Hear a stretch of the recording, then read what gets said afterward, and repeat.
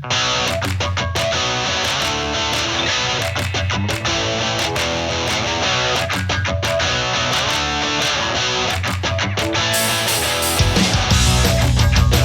to the Noka News Network, the news no one cares about. I'm Ricky French, joined, as always, unfortunately, by Dan Colley. Dan Colley is playing a 4-foot level like a guitar. Now he's doing it behind his head. Now he's doing it with his teeth. Now he's doing it with his private parts. What have I gotten myself into?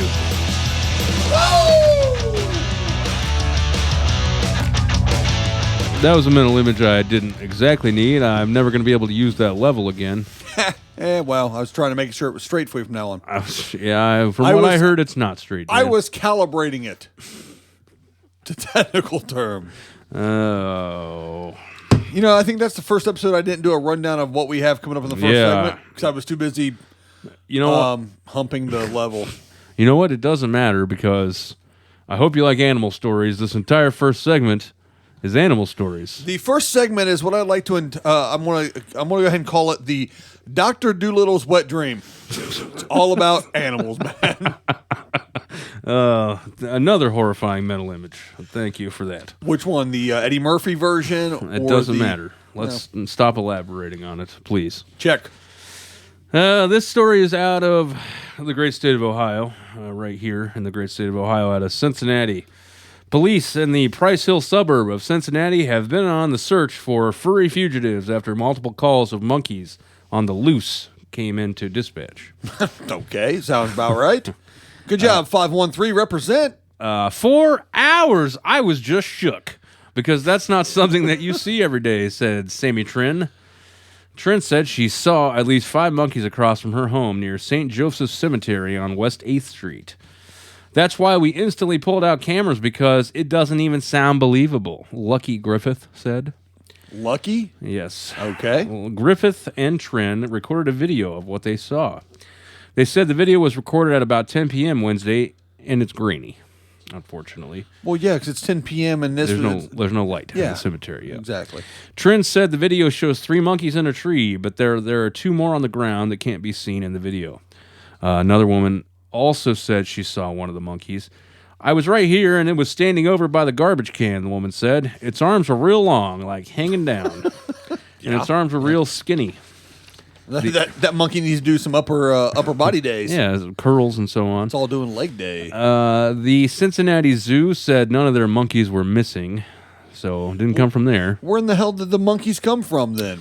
Police did not spot any of the monkeys leaving the monkey mystery open Thursday afternoon. Did they check like the lower west side? I don't know. Oh well.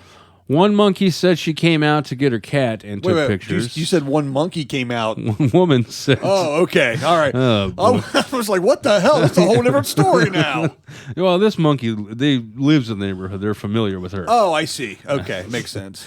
One woman said... Old Mrs. Orangutan down on 3rd. Sure. One woman said she came out to get her cat and took pictures.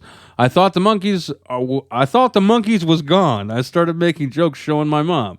My mom thought I was crazy. I said, look, there's monkeys out here. Then I heard it making the noises, not ooh-ooh-ah-ah stuff, but grunts. So I didn't know what it was. Alicia Tucker said, not the old ooh-ooh-ah-ah stuff. And That's that fine Cincinnati public education system at work right there. I just stood there as my eyes adjusted to pitch blackness, and that's when I saw it, just standing there, taller than my garbage can. And its arms were real long, like hanging down, and its arms were real skinny. Well, they've already said that. Just a grunting along, huh? No ooh and ah.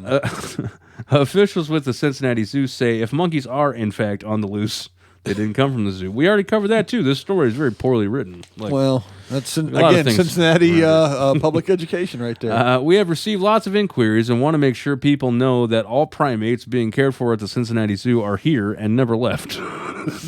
Zoo officials said Holy hell! Yeah, they didn't run out for a bite to eat or anything. They've been here the whole time. No. All right, that's the Cincinnati Police Department received reports from private citizens that they saw monkeys in the Price Hill area late last night, but they have not been able to find any. Any questions or information should be directed to the Cincinnati Police Department. being a person from Northern Kentucky, Cincinnati area for most of my early life. Monkeys in Price Hill are the least of your problems if you're in Price Hill at 10 at night. Were the monkeys strapped? Because it's, I mean, Hell, I don't know. Price Hill. You want to talk about some more animals? I mean, we're talking all about animals. Yeah, the whole segment. Nothing but animals. The whole animals. There's going to be another primate story coming up, too. That's true. Yours. Let's divide them with a cow story. Yeah, go for it. Okay. Out of Johnston, Rhode Island, a steer that has been on the lam for not lamb. I see that. Lamb, was a good yeah. one. A steer that had been on the lam for nearly 2 months after escaping while on the way to a Rhode Island slaughterhouse was finally corralled Friday morning, police said. How in the hell do you lose a steer for 2 months? Well, Maybe it was a baby steer. Nope, it was a beefy 1,500-pound steer. The fugitive was captured unharmed in Johnston by its owner. Good thing it was captured unharmed, so now they can murder it and chop it into pieces at the slaughterhouse. That way it'll be tender and delicious still when they serve that sumbitch up. It was returned to a Connecticut farm.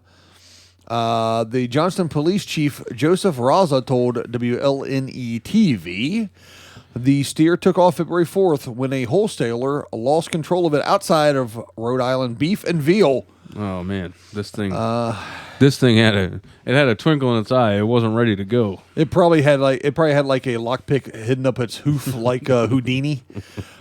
Since then, how in the hell do you just lose a 1,500-pound steer? Well, it was a wily steer, Dan. It got away from him. It's the size of a damn Cadillac, man.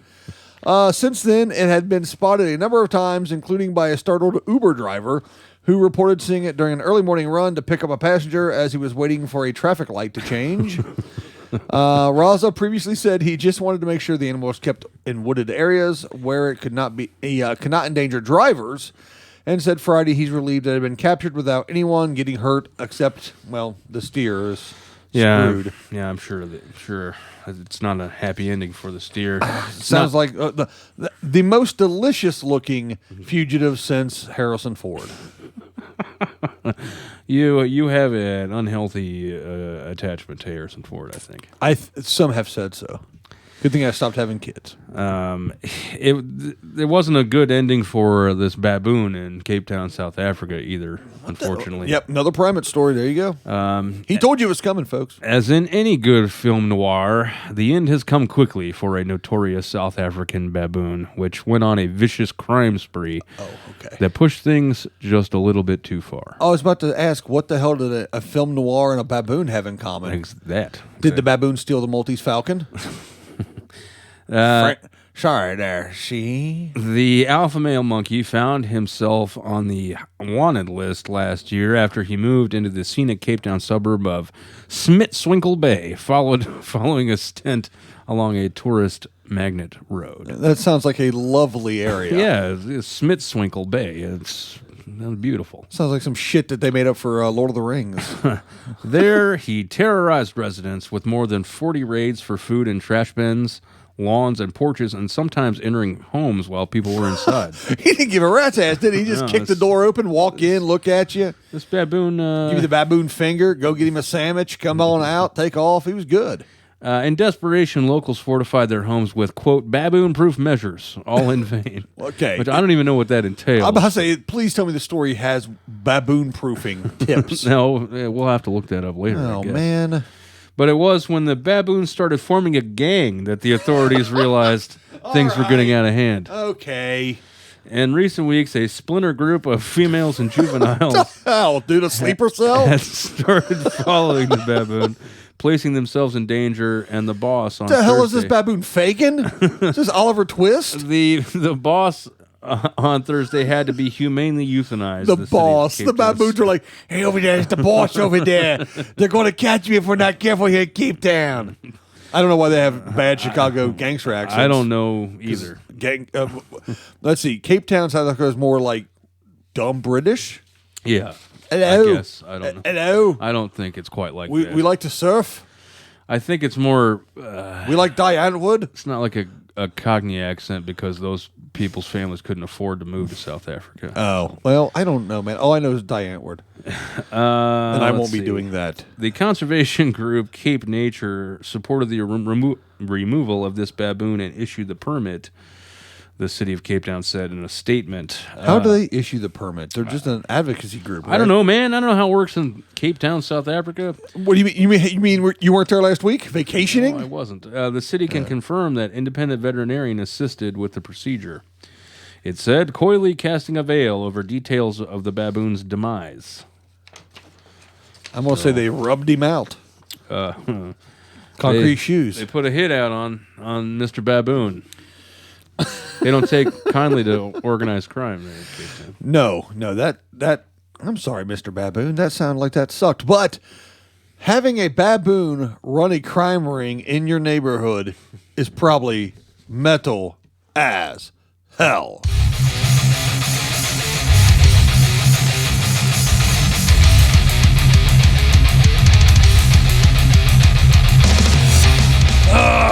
It's time for the. Hey, you forgot the reverb button.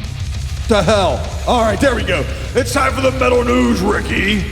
The metal news is coming to you from South Carolina. An enormous alligator removed from private property Thursday revealed some intriguing finds. Would you stop laughing? I can't do metal news when you're laughing. They intriguing I'm finds. sorry, I can't help it. Intriguing finds when a wild game meat processor examined the contents of an animal's stomach. The 12-foot long, 445-pound badass gator was killed at the behest of a wussy little landowner along the Edisto River, which forms part of the alligator-laden Nace Basin. Afterwards, what I assume was an epic battle, the immense gator was brought to Cordray's, a meat market outside of Ravenel that also butchers and processes both livestock and wild game.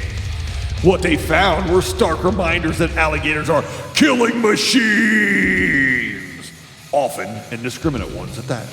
Alongside bizarre items, including a spark plug and the metal jacket from a bullet, Cordray's also found 5 brass identification tags from dog collars. On 2 of the tags, names and phone numbers were still legible despite the corrosion of the stomach acid. On one of the phone numbers, it even still worked. When staff members reached out to the man, he confirmed he'd lost a hound dog 24 years earlier.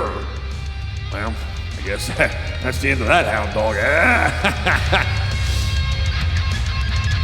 Man, this gator was a monster, Ricky. It was a monster. Because other things found in the gator's stomach were the claws of a bobcat and turtle shells. What the hell, man? This thing's eating bobcats and turtles. Anyway, once a gator is deemed nuisance, the alligator must be removed by euthanasia. It is illegal in South Carolina to relocate nuisance alligators. But what about nuisance people?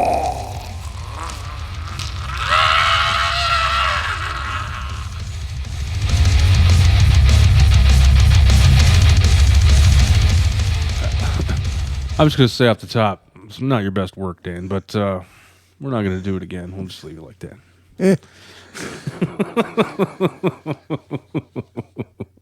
Well, your goofy looking face there laughing while I'm trying to do this story. How am I supposed to not laugh? We decided to crank on the reverb every time you do this, and you're screaming like a lunatic about God knows what. And in this case, it was a giant alligator Giant eating people's dogs, which that's Right. not necessarily funny. But No, but the fact that it was a 24-year ago dog gone eating giant doggone eating alligator from hell. doggone eating giant. That was I would have. You know- I would have crapped myself if I'd seen that alligator. Who's the badass that had to go get the damn thing? I don't know. I think euthanasia in this case is a polite word for shot the damn thing in the head with a bazooka. Do you remember that terrible movie Lake Placid? Yeah, Betty White had a giant alligator, fed people to him and shit. Yeah. Yeah, that's sort of like that. Only Do you think Betty White was down there? she may have been.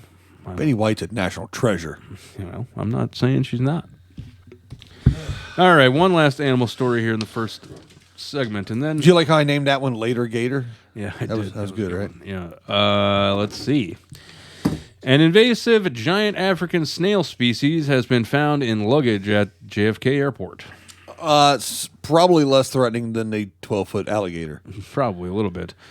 They're slow, slimy, and a menace to society. Hey, that's what everyone said about me in high school. That's why I didn't date much. That hurts. Now I think about it. Such are the giant African snails discovered during a baggage examination at JFK Airport. When was the last time you had a baggage examination, Dan? A couple days. U.S. Customs and Border Protection agriculture specialists caught 22 of the highly invasive slimy critters after checking a U.S. man who arrived on a flight from Ghana. How invasive can a snail be? Well, I don't know. We'll get into that in a minute. Oh, okay. Additionally, specialists found prohibited oxtail, dried beef, turkey berry, which I have no idea what that is, but it sounds weird, carrot, medicinal leaves, and That's weed. That's code name for weed. Yes. Go ahead. A traditional African spice and medical plant product. Okay. Customs and Border Protection agriculture specialists are our nation's frontline defenders against invasive plant and animal pests. I was just spit my water out when you said Threaten our that. agricultural resources. Hey everyone, ladies and gentlemen, we'd like to thank God for our agriculture frontline defenders here in this country. Everybody's a hero now, Dan. Except me. They face this complex and challenging mission with extraordinary commitment and vigilance, said Marty Raybon, acting director of field operations for CBP's New York field office. Damn good thing they're there. So, according to You know what? Everyone stand and applaud those brave soldiers on the war against dangerous snails, and organic carrots. Oh, the critters consume at least 500 types of plants that can cause extensive damage. So take that, Dan. Oh, well, what plants are they going to hurt? 500 different ones. Really? Yeah. Well, all right. I guess that. Okay. So it's somewhat invasive somehow. Yeah. But And I can't assume that. Thank your lucky star. You thank your lucky stars for those Border Patrol. That will not pass. I'm not even kidding. Lee Greenwood is an asshole. Just You've dealt with it before. I want to explain what's happening because I just had to cut something from the show. Dan was singing Lee Greenwood's "I'm Proud to Be an American," and I'm going to have to cut it out later because he's an asshole, and there's no way we can clear Who, me? Lee Greenwood. Well, you're not too far. Yeah, so behind. Lee Greenwood. Yeah. Yeah. Sorry, I want to Lee, go I on tried. record as saying Lee Greenwood is an asshole, and I'm cutting it out because of that. Sorry, Lee. I tried. Buddy. What's coming up in the next segment, Dan? Oh, I don't know, Ricky. How about you want to do the Naked Mile? I guess. That should be scary. Two different examples of Florida man stupidity and create expectations. Did you read that in high school? Something like that, yeah. Noka News Network, the news no one cares about. Noka News Network.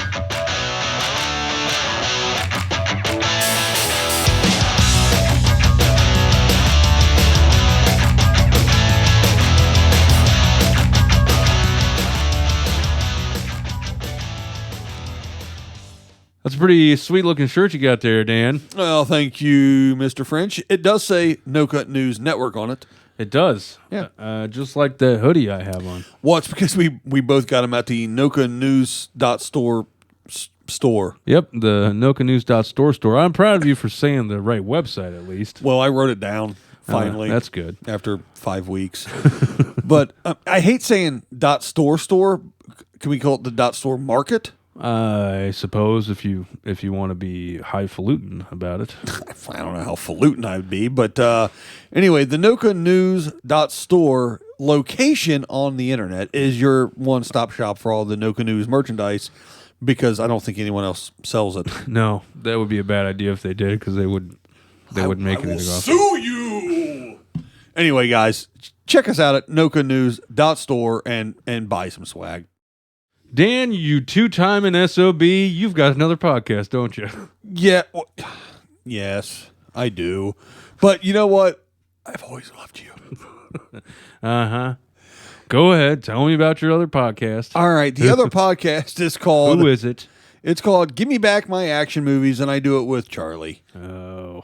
Yeah, I know. So... You dirty dog. Well, I'm a podcast slut. Anyway, so the podcast over there we do... we talk about VHS era action movies, 80s, 90s, blockbuster type stuff. You know, going to the video store when you were a kid, right? Yep. Gotcha. Yeah. We can say blockbuster because there ain't any left. They're going to sue us.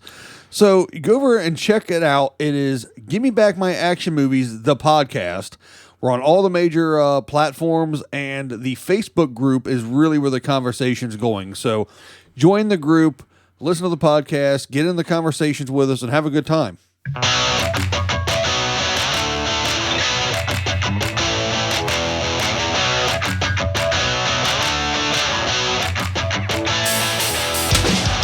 Welcome back. It's the Noca News Network. I'm Ricky French, here with Dan Colley. I got rid of that water bottle for you. Yeah, good. That way I won't have to yell at you about it later. Yeah. Second segment of the show today. Should be a good time. So far, it's been a blast. Yeah.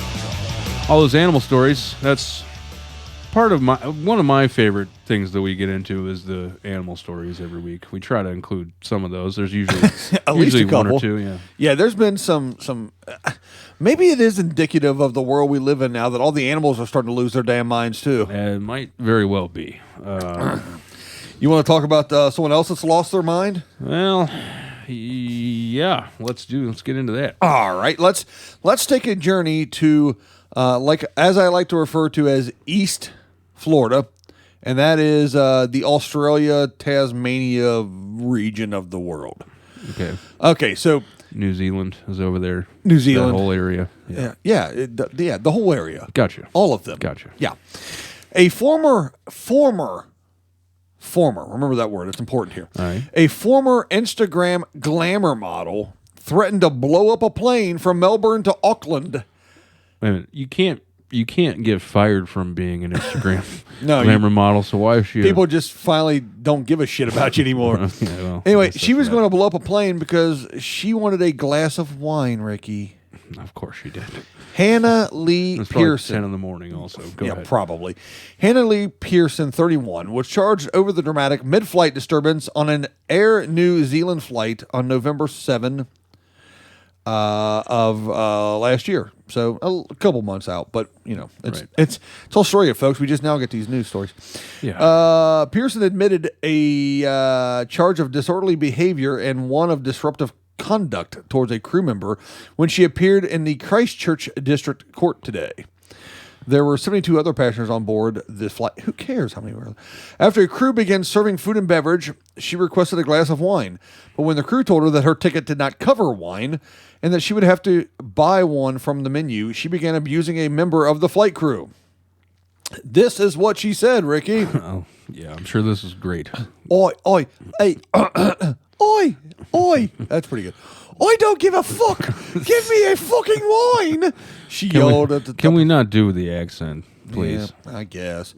She yelled at the top of her voice. The summary of facts stated. She then stood up and yelled, "I'll fucking get it myself. Give me the fucking wine."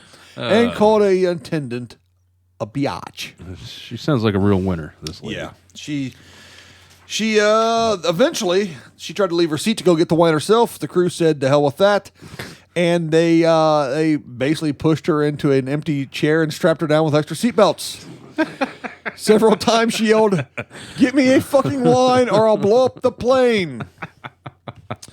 The crew handcuffed her, strapped her to a chair with the extra seatbelts, and her tirade continued with a quote-unquote total disregard of other passengers in the vicinity that included young children. Well, of course. About 90 minutes before... Yeah, obviously she didn't. Right. About 90 minutes before arriving at the Auckland airport, she fell asleep, Ricky. Did she fall asleep or did she pass out because she was drinking wine prior to this flight? Yeah, well, that's a very good question, actually. When she woke up, though, when it landed, she continued her tirade and then was politely, I'm sure, escorted from the plane and into the loving, waiting hands of the Auckland Police Department, where she now faces charges for being a total pile of crap. Is there a Australian... Is there an Australian equivalent of a Karen? Apparently there is. I didn't catch her name, but it doesn't matter. She's a former. She's a former internet model. Yeah, I don't understand that whole thing either. Anyway, this is also out of Australia. This one's not so ridiculous, but it is a little weird. Okay. I like weird. A man is searching for two men who helped him escape Australia in a crate. Isn't that how the Muppets traveled in the first Muppet movie? It may have been. I don't know. Brian Robson was 19 years old when he became homesick while working for Victorian Railways in 1965. Realizing that a plane ticket home would cost him £700, which was 17 times his monthly salary, that was very poorly paid. I thought I wanted a raise. Yeah, he cooked up a plan to get himself home. Okay. The now 75-year-old bought a small wooden crate and convinced two Irishmen he knew as Paul and John to stow him aboard a freight plane. He told the Irish Times. Okay. They may have been Liverpudlians. Yeah, I think so, Paul. Well, if they're Irish, they were like, "Hey, I don't give a rat's arse. I'll put you in the crate." Yeah. But, it's 1965. Paul and John, a couple of real nice guys. Was there two other fellows hanging out in the background? It doesn't say anything about that. But one was happy he made a song about an octopus. The, quote, quite horrific experience took 4 days and saw Brian repeatedly stored upside down. Ow. Holy crap. Okay. Almost 6 decades on, he's looking to reconnect with the men who helped him get home in a bid to thank him. Well, I hate to break this to you, but one's not around anymore, buddy. Quote, I'm 99% sure that they were called Paul and John, he told the Irish Times. Paul was really 100% against it, or maybe it was more like this. I'm 100% against it. I don't think we should put you in the crate. But John said, all you need is love, mate. But John said, don't worry about it. I'll persuade him. and of course, the third guy's in the back going, I wrote a song about an octopus, you already mentioned that. Yeah. Thanks. That's all I've got about Ringo, damn it. That's the only Ringo bit I got. It's Yellow Submarine. Did he write Yellow Submarine as well? Uh-huh. Huh. And so they both went ahead and helped, whatever. Ahead of his perilous journey back to Cardiff, Wales. Whatever. Brian was packed in a mini fridge-sized box with a pillow, a book of Beatles songs. See? I knew this Beatles thing was real. I don't know who the Beatles are, but the Beatles definitely were involved. I believe so. Who found him? The Who? The Who? Let's see. He had the Beatles songs, a suitcase, and 2 jars. One was for drinking, and the other was for urinating. Just FYI. Hopefully, he didn't get those confused at any point. Well, he's upside down a few times, flipping around. It's pretty dark in there. Yeah, right. He also took laxatives for 3 days before the journey, which seems like the opposite. Maybe he was trying to clean everything out before he got there. I guess so. It doesn't say he took laxatives for 3 days and didn't eat anything. This sounds like the worst idea since, hey, Ricky, let's do a podcast. Yeah, I know. So his friends nailed the package shut with him inside, labeled it a computer, And because in 1965, nobody had any damn idea what that was. And they put him on a Qantas flight from Melbourne to London. The flight ended up getting diverted to Los Angeles because Holy the plane shit. was full. That's a pretty big diversion. And he got stored in a freight shed. And having been stuck in the box for 5 days, he was too weak to get out. Yeah. Luckily, a man looked through a hole in a wood knot in the chest, and we caught each other eye to eye, Brian told the BBC. He jumped back a mile and said, "There's a body in there." And then he goes, and I have to change my pants now. Yes. After spending 5 days recovering in a hospital, he was questioned by the FBI before being released and allowed to fly on a passenger jet back to the UK. If he didn't have any money, who paid for that? I have no idea. A Australian member of parliament named Dan McKinnon reacted strongly to the news of the stowaway, demanding legal action against, quote, this apparently useless young man, which that seems a little That's a hard. bit much, don't you think? He just wanted to go home. I don't understand. Asshole that guy was. Wish they'd pack his ass in a crate So somewhere. ultimately, they didn't charge him with anything. Maybe he was more of a Stones fan than a Beatles fan. That's possible. All right, so let's talk about more stupid things, and let's visit. That's usually what we do on here. Yeah, well, let's visit the Florida Prime, the ground zero, the epicenter of all stupidity in this country. It seems like. Florida Prime is kind of growing on me. now You like that? mention it. Yeah, well, every once in a while I get something right. All right, Ricky, let's go see what's going on in Florida itself. Hernando County, Florida. A man has been arrested after deputies say he stole an ambulance Sunday afternoon. Okay. Trey, what the hell are you stealing an ambulance for? Trey Cornwell, 29, is being charged with GTA. They'll never see. They'll never find me. No, of course, I'll blend right very, in. Very inconspicuous. Trey Cornwell, 29, is being charged with GTA, grand theft ambulance. Deputies said the ambulance, owned by Hernando County Fire and Emergency Services, was taken at 12:27 p.m. from the ambulance bay at Oak Hill Hospital in Brooksville. The ambulance crew was inside the hospital dropping off a patient. Well, that's good, at least, I guess. When Cornwell stole the ambulance, he allegedly drove the ambulance to the Cass Circle area off of Port Court. Deputies said he then got the ambulance stuck in mud and sand as it approached a nearby body of water off of Port Court. What did he think it was a boat too? After getting the ambulance stuck, witnesses on the scene told deputies that Cornwell had left and was headed toward a nearby shopping plaza. He was later taken into custody a short time later and transported to the Hernando County Detention Center, where he is being held on $10,000 bond. So he'll be out for like $100. Yeah, that's just not a good move. Why would you steal an ambulance? No, it's not a good move. Dude, I want to drive an ambulance when I grow up. I'll just steal one. That reminds me of something. One time, Oh, here we go. years ago when I was younger, I delivered pizza for a while. Yeah. And I took an order to the hospital here in town, and there was a bunch of stuff going on. It was a chaotic scene, a bunch of police and everything there. And, That's what hospitals look like sometimes. but as it turns out, the reason for that was that somebody had stolen an ambulance from there. And they figured out why? Don't think that. I don't really Was it think because there's. Gallagher needed a ride? No, Oh. I don't think there's really ever like a logical reason for it. It just sort of happens. Yeah, I mean, I've drove ambulances. They're cool, but I don't know why. They're not cool enough to steal. Like, if you're going to steal something, just steal a Ferrari or a DeLorean or the Batmobile or something. But, I mean, We couldn't afford it, but a band I was in tried to buy an old ambulance one time to use. That makes sense. Yeah. I could see that for like a gear Right, yeah. truck or something. Yeah. Florida, also in Florida, a lawsuit against the Fort Lauderdale Police Department alleges that officers mistook Star Trek memorabilia for weapons when they were used excessive force in arresting two brothers. That sounds logical. No, I see what you did there. Two brothers, Raymond and Randall Purcell, alleged that their civil rights were violated when police used excessive force after responding to a call about one of their cars having been keyed. Wait a minute. So they called the police Yes. because their cars were keyed? Yes. And they ended up getting beaten up by the cops? Yes. Okay. Yep.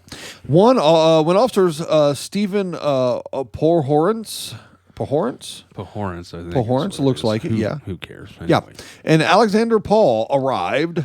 They said there would be no investigation into who keyed the car because the damage was below $1,000. All right. Well, don't. Yeah. Okay. I suppose. All right. Yeah. I can see it. They might have bigger fish to fry. Sure. People stealing ambulances and shit. Right. After Raymond Purcell hit his hand off the car in frustration and attempted to go inside, the officers allegedly used excessive force to arrest him. Paul Arrested for what? hitting his own car, I guess. Paul allegedly hit Raymond Purcell.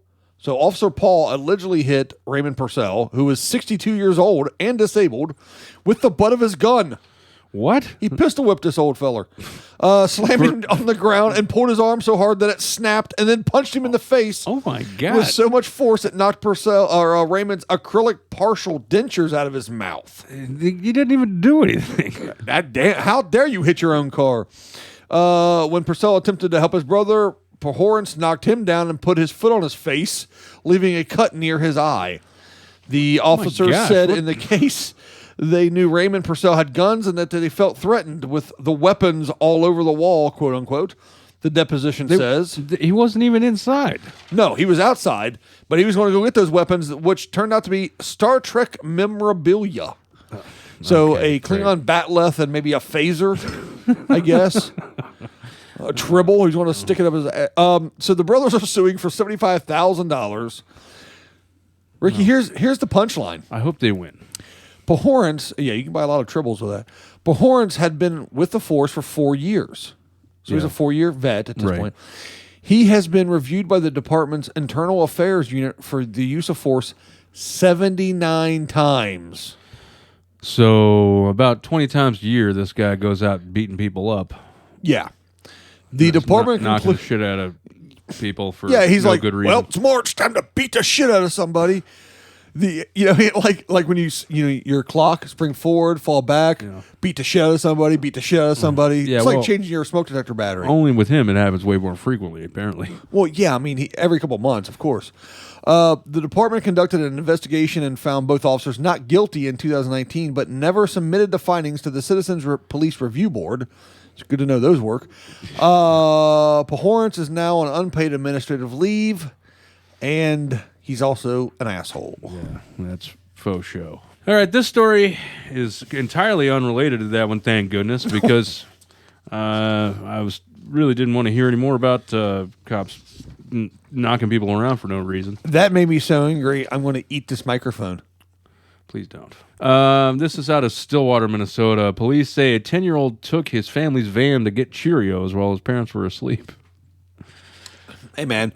Well, all right. No, not Cheerios. Well, if you're a 10-year-old and you're taking a van to go get your own cereal, why not go with something better like Cinnamon Toast Crunch or something? Yeah. Captain Crunch. Any Crunch, really.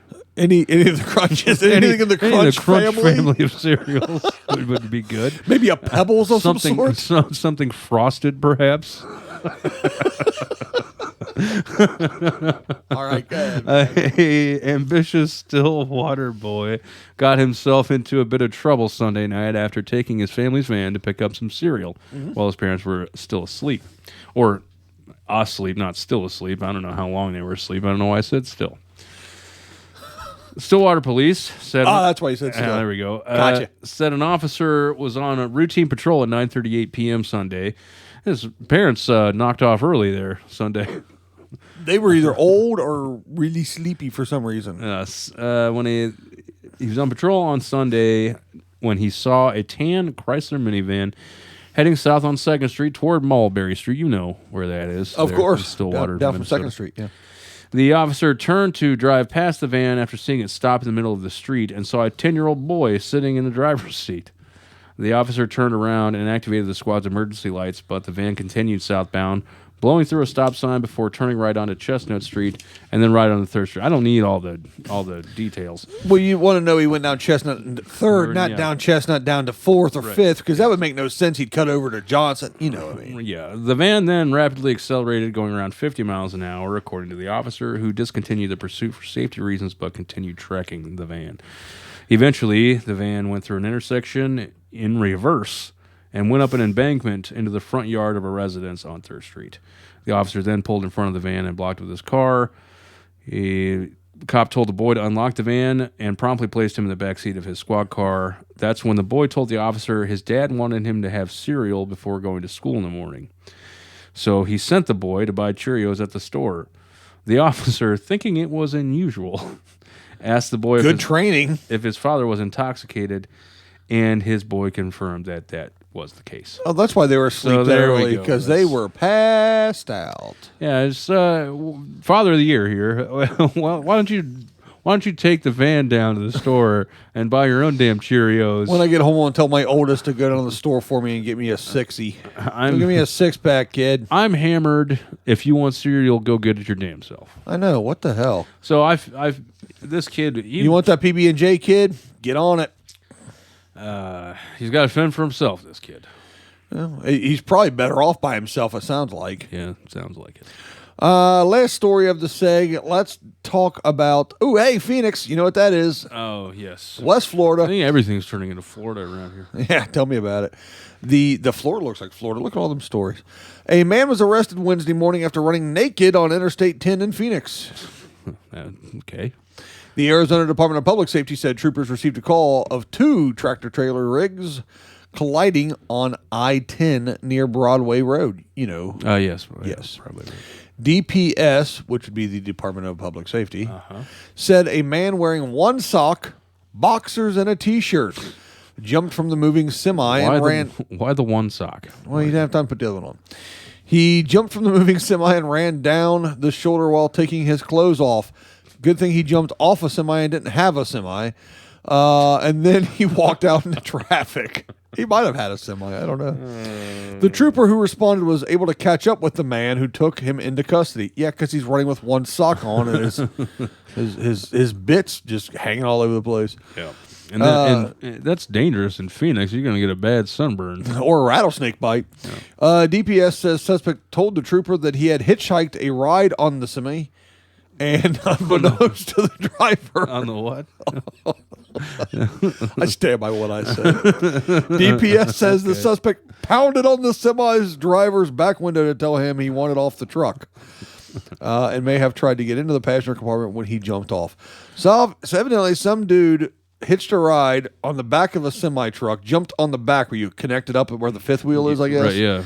And knocked on the back of the semi's window, and then 2 semis wrecked, and then a half-naked guy jumped off and ran away. Yeah, this story... And might have or may not have been erect at one time.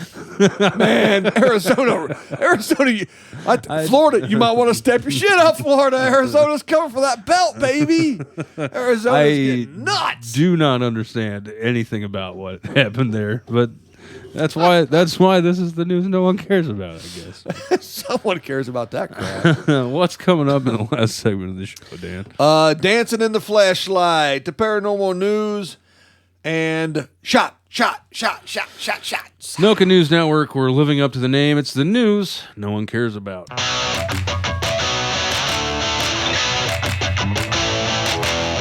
Noka News Network.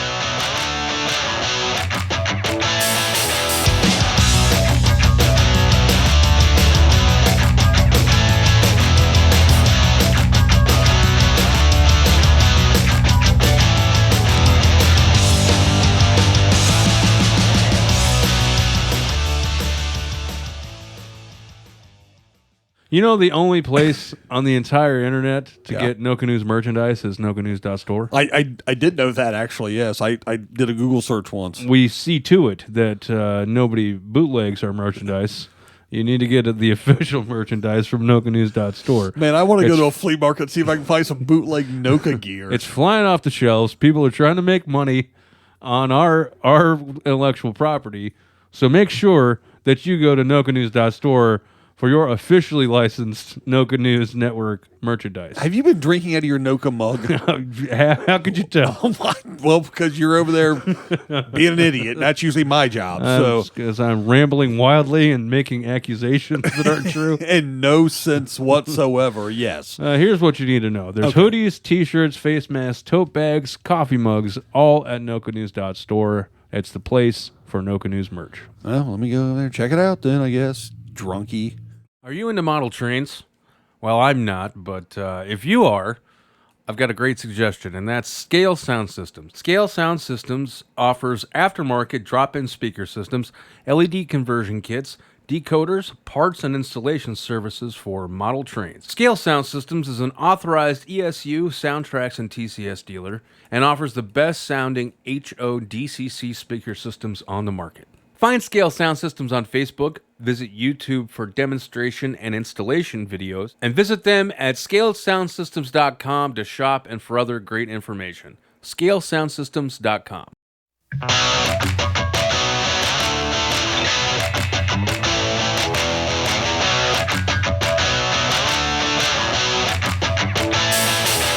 Welcome back.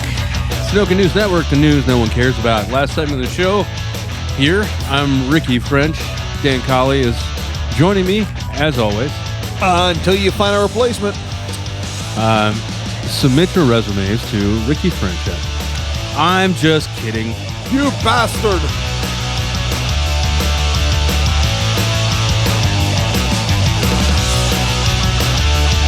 All right. Got an interesting program out of New Orleans, Dan.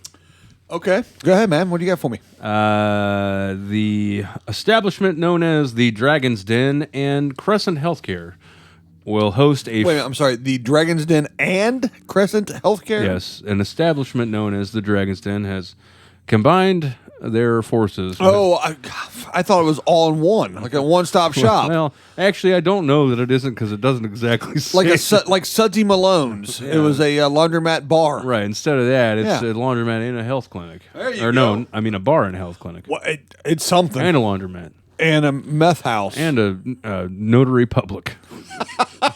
And I do nails and hair on the weekends. So the Dragon's Den and a presumably separate company called Crescent Healthcare are hosting a free vaccination event where you can get a free shot of booze with your COVID-19 vaccine. Have you gotten yours yet? I have not. All right. Well, we're going to go to New Orleans, folks. We may be late next week on the program. The event happens today beginning at 8:30. Oh, shit.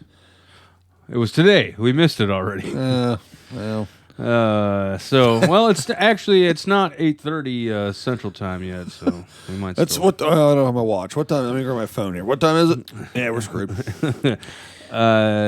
Always late for the free shots. What's even more disappointing is that we're gonna miss the music that's provided by DJ Rockaway,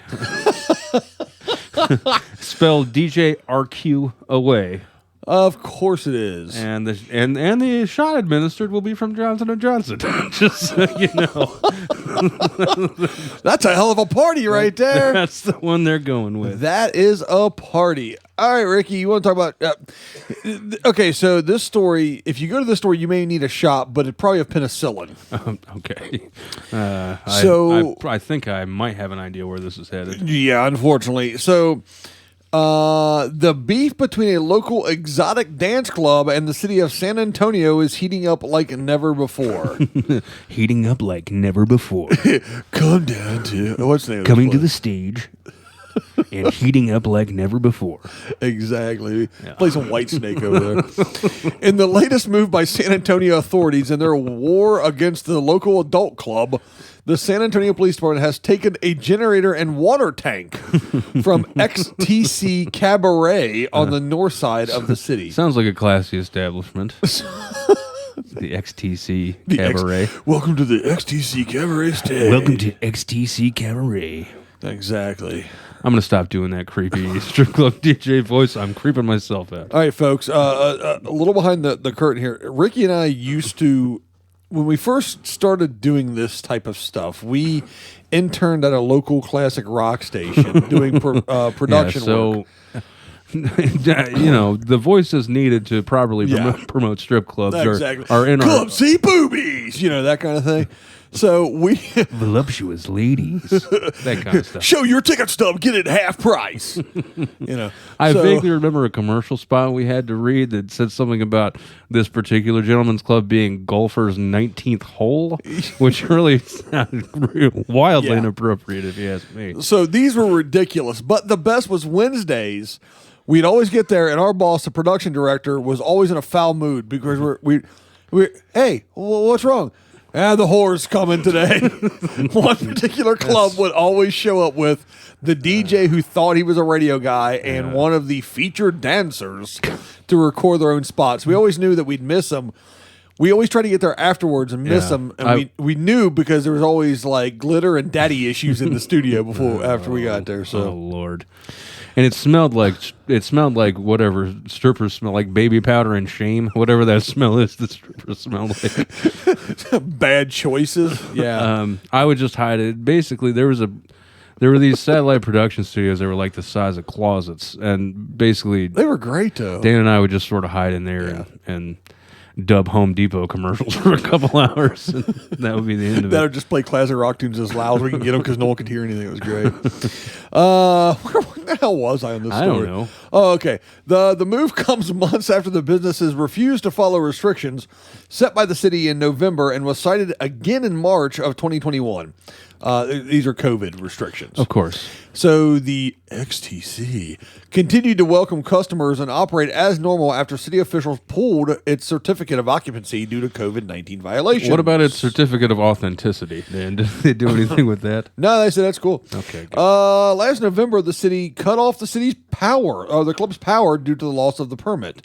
Right. And that's when the war started, Ricky. Okay. The cabaret took the city to court in December and was swiftly hit with a countersuit from the city, according to reporting by Taylor Petaway of the Express News. The city has been called to the club 300 times in the past 2 years. So, wow, that's a lot. Yeah. So there was a It's like every other day. Yeah. So the strip club, they weren't having COVID guidelines, so they shut off the power, so they got their own generator and water tank, and then the city came and stole those two. Oh man! So they didn't have to wear any bottoms, but they did have to wear a mask still, I guess. Oh boy! Well, I don't think COVID is the thing you really got to worry about catching when you go to a ski's house like that. no, I mean it might be in this era. That's kind of frightening. The worst is the ones that have the buffet. Come to your lunchtime buffet and see the day shift. Yeah, the daytime at a strip club is probably the most depressing thing. Not that I have a ton of experience with it. It just seems like it would be. Yeah, I can't imagine. Yeah, go on. That's well.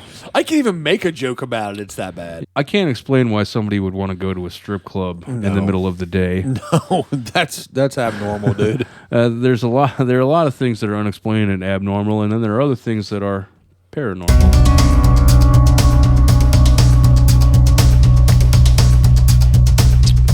It's the paranormal news. Hey, that was a nice segue. Hey, thank you, Dan. Yeah. It was a $15,000 segue. When's that check going to roll in? Yeah.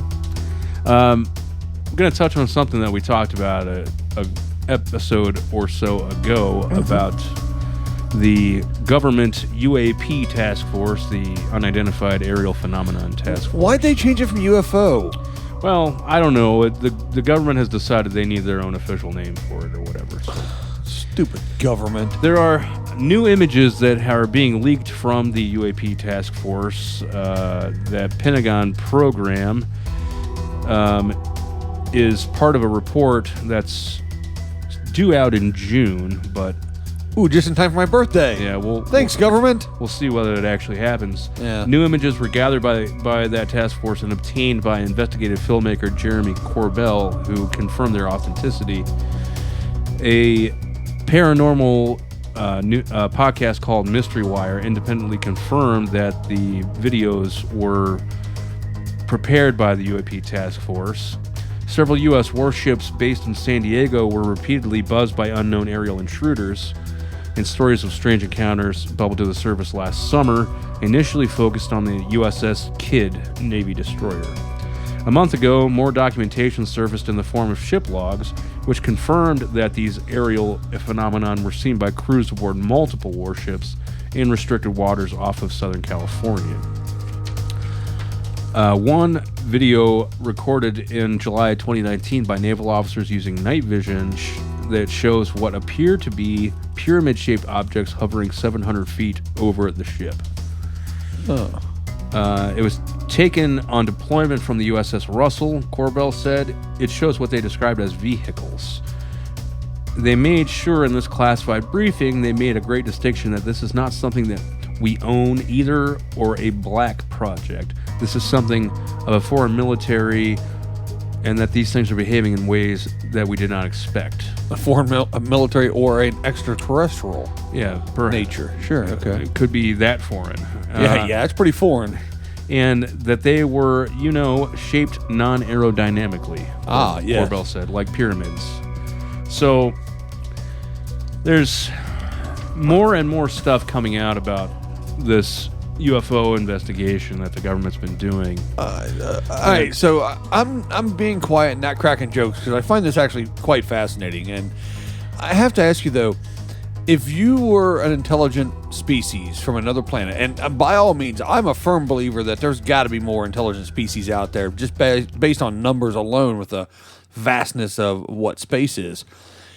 So, say you're from the planet or whatever, right? And you come down to Earth here to check us out, and your job is to determine: are you going to make first contact? Are you going to do an invasion? Whatever you want to do, right? Mm-hmm. At which point do you go, nah? I mean, I'm thinking it's when you see someone going to the day shift at the strip club, that's when you go, they're not worth it. You just bail at that point, right? Yeah, or if they catch like the signal from the TV satellite that's playing that Kardashian show. Or they catch our satellite feed, maybe. Yeah, that might be what it is. Maybe they don't mess with that. So, do you think we're actually going to get the report?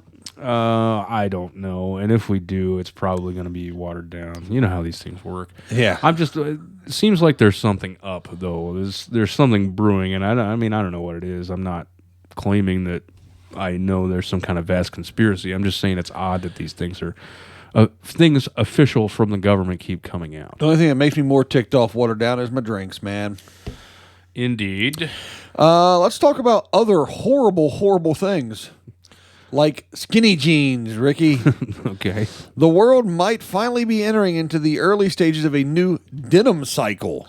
Oh, yeah. We're about due for one of those. Yeah. I don't know anything about shit made that up. I don't know anything about denim. I'm just one where tight-fitting pants are suddenly out of style.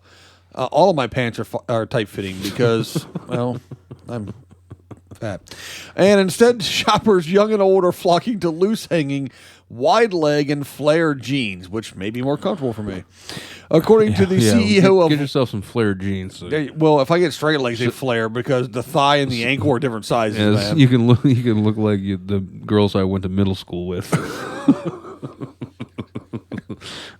Get one of those like choker necklace things too, and some jelly bracelets. I wonder you didn't date much. They look like me. This is all. No, they didn't look like you. You just said I'd look like them. If you wore, well, you wouldn't look like them. You would look like you were trying to dress like them. Oh, I see. I'll do my bangs up.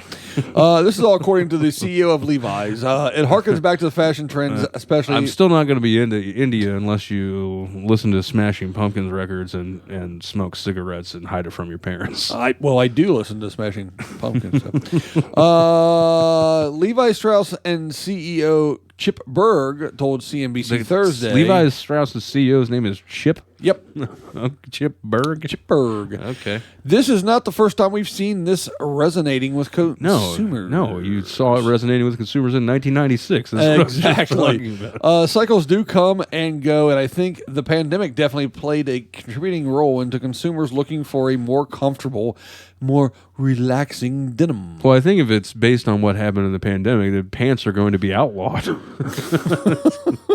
You know what I'm tired of? Pants. Now, hey, you know what? Down with pants. Now that I don't have to leave the house, fuck pants. Exactly. You can carry a machine gun, but no pants. Berg said Levi's started to notice an uptick in sales in these new styles of jeans when it launched two different fits early on last year. One pair of jeans that ballooned out at the bottom, those are called bell bottoms, asshole, and another that was high rise at the waist and loose fitting. Those are called mom jeans. Exactly. They're definitely taking off, and it's definitely a new trend, Berg said about the jeans for both females and males. The shift has been driven in large part by younger consumers, Gen Z is all for the so-called mom jeans. Now, see, told you. I do know something about denim after all. You should work for Levi. Today, the style is all I'm over probably, tees. judging by the name alone, I may be more qualified than Chip. Yeah. Well, we got Chip Berg and Ricky French here from Levi today. The style is all over teens' favorite websites, including Sheen, Princess Polly, Urban Outfitters, and Resolve. Sheen sounds like a really bad magazine in the late 80s. Anyway, yeah. So jeans are now going baggy instead of tight, which is cool because I can't wear tight jeans anyway. My legs look like a brontosaurus neck. Well, let's be honest. You're not gonna. They don't make the fashionable jeans in your size anyway. Well, most of my fashion choices is whatever the shorts and pants my wife had bought me, Right. and a T-shirt that either has like something dumb on it. Like the No News Network logo. Hey, that's a damn good logo. Ricky, finish us off, buddy. All right. This is a fun one. Oh, God. When are we starting doing those? I always like to have fun, Dan. When you're not there to ruin it for me. Oh, that cut deep. Dwayne "The Rock" Johnson. You know Dwayne "The Rock" Johnson. Not personally. He's turning 49 on May 2nd, and to celebrate, he's paying for guacamole for those who purchase a drink with his Terramana tequila at a local restaurant.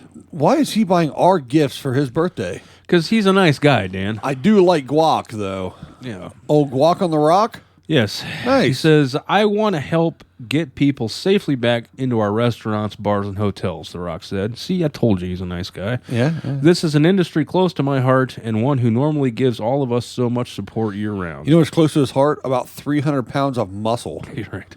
These people need our help and support to get back in business. Let's go help them out. Enjoy some amazing drinks and food and say thank you for all they do. And let everyone know that the guac's on the rock. There it is, baby. The promotion runs from May 1st to May 5th. As you may know, is Cinco de Mayo. The Rock is going to go ahead and Venmo you up to $10 for guac when you upload an itemized receipt or scan a QR code at a participating restaurant. Yeah, man, I want a Venmo from The Rock. Yeah, of course. Now, Ricky, this is pretty cool, and I dig it. Uh-huh. But earlier today, as we prepared for this segment, Yes. yes, we do prepare people, we came up with some other ideas that may also put you out for the 1, 2, 3. Perhaps some other wrestlers would and just get a promotion together. I mean, The Rock was a wrestler and now a very, very well-paid famous actor. So maybe some of these other wrestlers and some actors would like to follow his footsteps, Ricky. Yeah, like for instance, maybe you remember the professional wrestler Stone Cold Steve Austin. What? Yeah, the opening of the cans of whoop ass and so on. What? That was a bit he did. Yeah, go ahead. Go ahead. So maybe why doesn't Stone Cold buy Cold Stone for everybody? Maybe it's just a thought. Hey, nice ice cream. Hey, with some Steve, how about you take care of this waffle cone for me, buddy? nice, great hand dipped ice cream with some mix-ins. Yeah, you go. There we go. Let's see here. How about we go stick with ice cream? Yeah. How about you go to like maybe DQ or Carvel? Sure, yeah. Get you an ice cream cake bought by Jake the Snake. There you go. You like that one? That's pretty good. I like that it's still ice cream related. There you go. There you go. Maybe something if you're health conscious. Yeah. And you can't eat ice cream, Right. or you're choosing not to, maybe you could just get a nice, refreshing bottled water from Sergeant Slaughter. How about you're down home and you like them meat and potatoes things and you're trying to get some steak and taters from the Undertaker? That may have been the dumbest one we came up with. Oh, yeah. Oh, man. Oh, yeah. How about some honey ham from Vince McMahon? What do you think about that one? That was pretty good. Yeah? I got one more for you. All right. It's Okay. it's venturing outside of the area of food. Maybe a food promotion isn't going to make sense. Okay, sure. So Not why for don't- everyone, maybe, yeah. So maybe this wrestler could offer something like, roadside assistance, and you could get AAA on Triple H. That way you just call him up. We are complete dumbasses. Yeah, we sure are. Jeez, why do we keep doing this? I don't understand the torture why we do put. people keep listening to it? I don't know, but I'm glad they are, folks. Apparently, we're sadists, and we just want. Hey, everyone! Thanks for listening. We do appreciate it. If for some very strange reason you enjoy the programming you find here on the NOCA News Network each and every week, you can visit our merch store online and maybe pick up a nice T-shirt or a hoodie with our NOCA News Network logo on it. Yes, they go all the way up to 3-4X somewhere. Like that. Something like that. Yeah, I've got one, and I'm a big dude. And I tell you what, actually, the shirt is really kind of comfortable. I mean, the fabric they use, it's not a cheap shirt. Right. It's pretty good. Some of those places, like stores that do merch stuff, is cheaper. This is actually really nice. If that's not your thing, there's coffee mugs that we also have. They're nice. You can choose the color inside the mug. Mine's blue. It's the black and white printing on the outside, our trademark black and white on the outside. But we're real creative, folks. We're graphically challenged, as you can tell. We're super creative guys. And but that being said, the black and white logo on the front of the mug can be accented by the color of your choice. There's a few colors to choose from. We still need a name for that little logo world guy. Yeah, we do. We'll workshop that, and it's probably going to take us a while because you heard all those stupid. Yeah, based on the Stone Cold by Stone Cold Stone. Yeah, it's going to be a while before we come up with some good ones. So anyway, thanks for checking out the show again. This was a lot of fun. I'm starting to like this, Dan. Yeah. I'm starting to actually enjoy this, despite your best efforts. Yeah, this is okay. Hey, I do want to give a quick shout out to another podcast called Your Brain on Facts. Yes, we made a guest appearance. We did. So somebody was dumb enough to let us go on their podcast, I guess. But no, in all seriousness, there's a podcast out called Your Brain on Facts. They did a 150th episode special and reached out to other podcasters. And we provided a fact that no one cares about for that show as well. So check them out. They actually do a good job. It's an entertaining show. It is. Everyone else, subscribe, like, share. That's how we grow the NOCA News Nation. Tell your friends to find us on all major podcast platforms now that Apple has finally got on board. Well, we had to strong arm them. If podcast apps aren't their thing and they just want to check us out on a more familiar platform, I post all episodes to YouTube. Yeah. So that's kind of cool. You can just turn that on and, I don't know, clean the house or mow the carpet or vacuum the lawn or something. All that domestic stuff. Yeah. All right. Thanks for joining us. We'll be back next week with more news that no one cares about. Miss you already. NOCA News Network.